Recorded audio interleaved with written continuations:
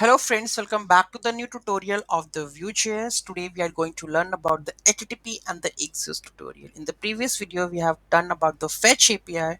Now I am going to do use the Axios. So which is the one of the best and the popular library Axios for the calling the APIs, right? As handling this asynchronous API calls. You can use this package and it's most of the developers are using this one, right? So let's have a look how it works. So first you need to install the Axios. So let's go to the terminal and install the Axios over here.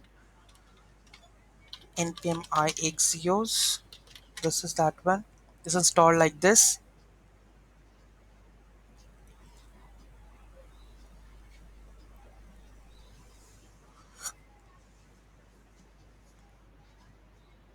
So this is done. Then we will call the view serve. Okay. Let's copy paste the code calling this one. Okay. So how it works? Let's have a look on that one. Okay. Same thing. Just here we are using the axios.get and this post.response data and the catch block. Okay, here we are using the mounted this fetch posts. Okay, and here we are using the li to render the posts. Okay, save this and let's check this mounted.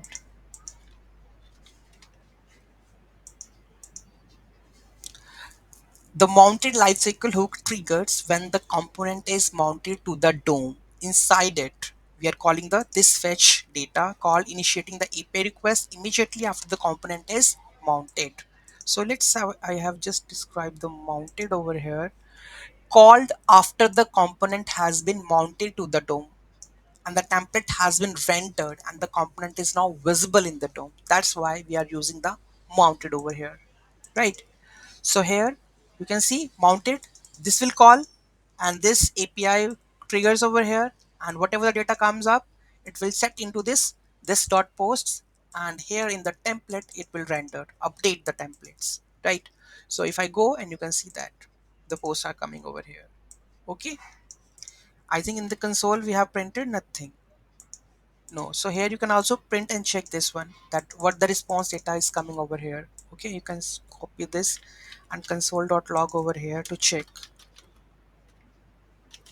what would be the response.